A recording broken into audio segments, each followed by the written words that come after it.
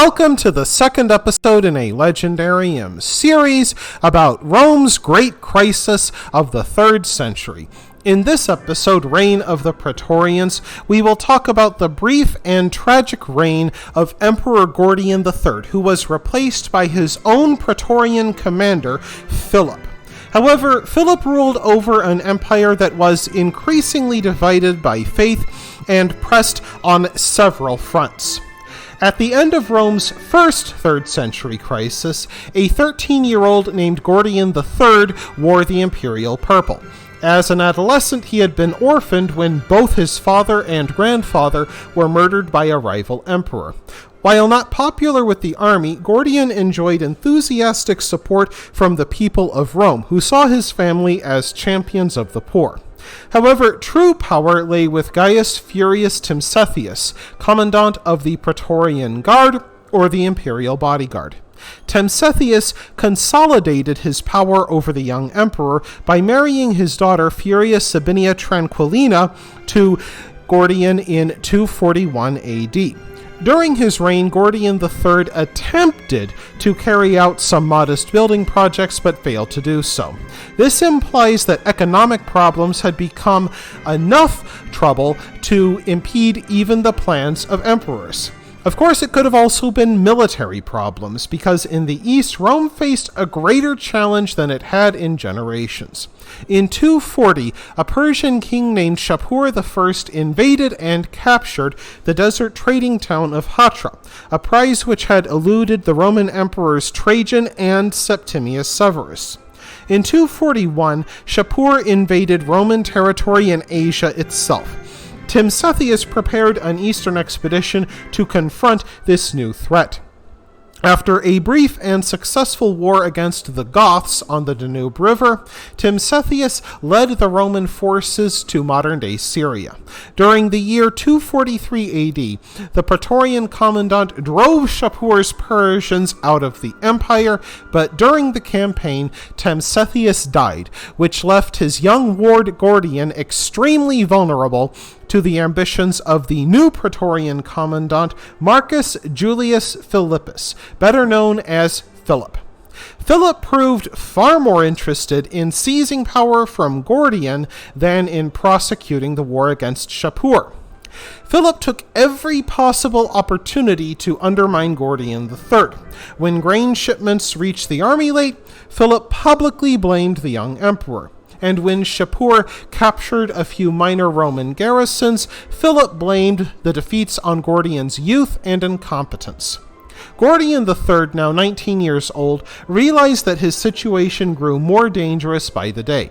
At his camp near Circesium, he called upon his soldiers to remain loyal to the dynasty, and to choose between himself and Philip. The gamble proved to be a disaster. The soldiers voted for Philip and murdered Gordian III in 244 AD.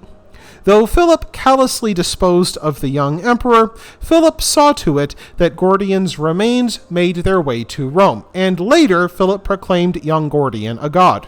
Of course, that was just part of a show, in which Philip claimed that the young emperor died of illness, and then took the throne after the usual show of grief and reluctance.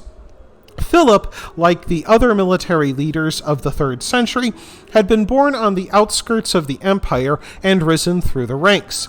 Though a soldier by trade, Philip hurried to make peace with Shapur of Persia, so he could consolidate his power in Rome.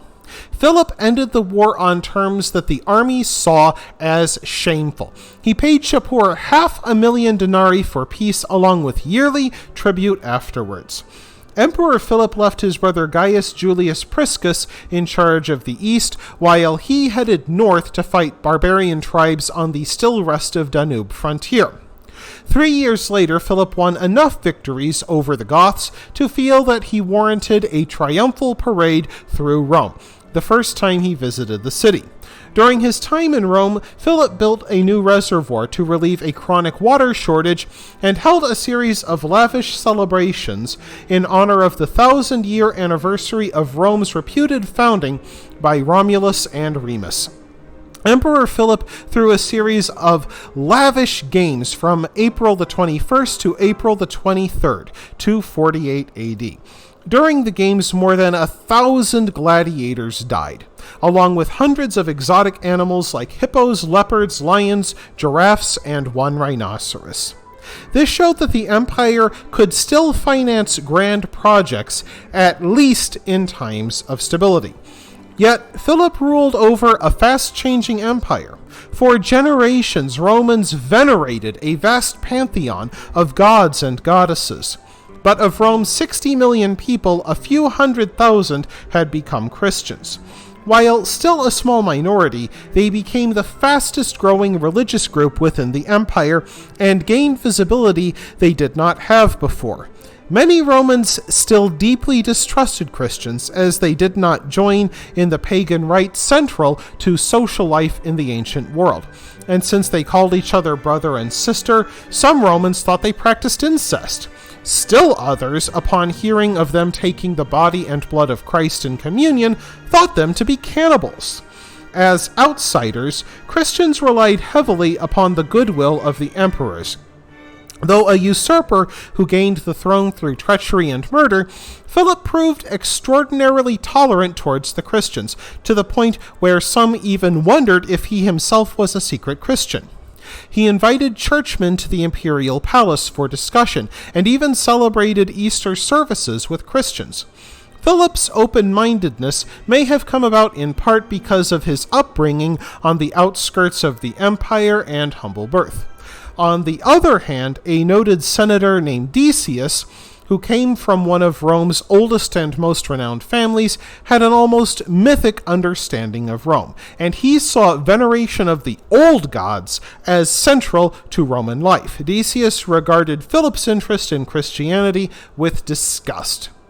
Trouble of a worldly variety brewed on the Danube frontier.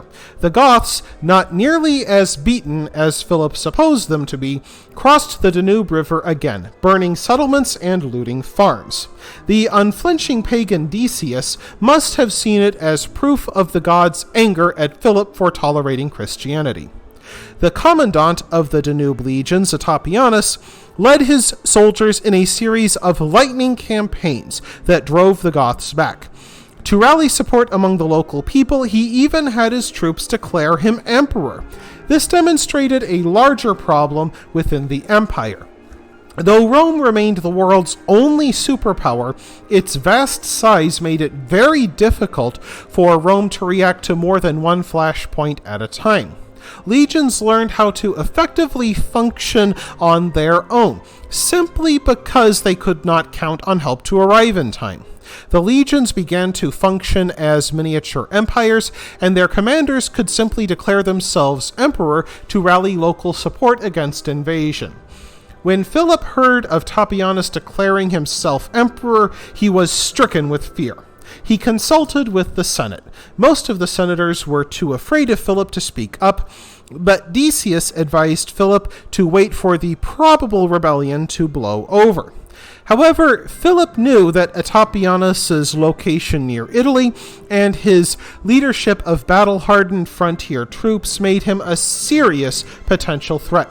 So Philip sent his rival Decius north, in an act of either great desperation or supreme arrogance. Ironically, Decius did not even have to fight the mutineers, as Otapianus died at the hands of his own troops even before Decius arrived.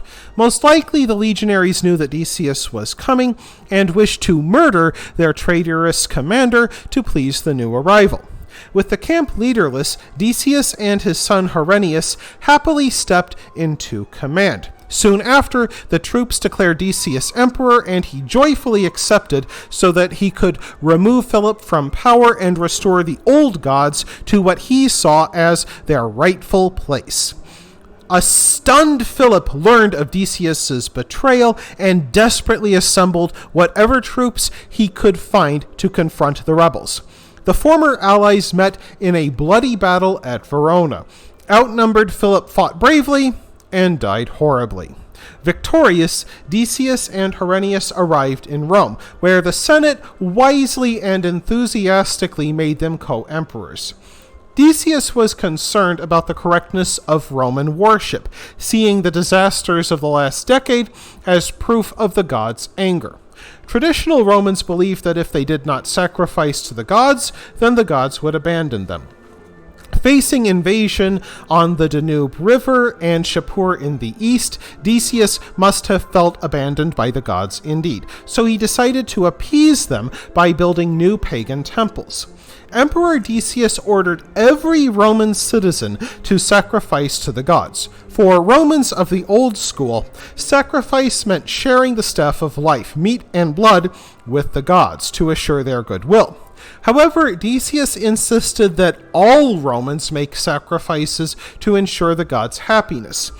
Romans also had to obtain certificates that they had carried out sacrifices regardless of their religion. To Christians, long tolerated under Philip, this created a terrible dilemma, as they regarded sacrifice as sacrilege. Yet refusing an imperial order would make them traitors. Forced to choose between their emperor and their faith, Christians made awful choices. Some made the sacrifices hoping their God would forgive them. Others bribed officials to obtain a certificate. Yet still others chose to face torture and death rather than compromise their beliefs. Pope Fabian publicly refused to sacrifice to beings that he saw as demons. Decius's soldiers arrested Fabian, and he likely died in prison before he could be executed. It is possible that Fabian died of a plague which was already sweeping through the empire. If political instability and foreign wars had troubled the empire, then the plague would all but bring Rome to its knees, and we'll talk about that in the next episode. I hope you enjoyed this installment of the Legendarium. If you did, press like. If you want to see more, press subscribe. And if you've got anything to say, let me know in the comments section. Thanks again for joining me, and I hope that you have a great rest of the day.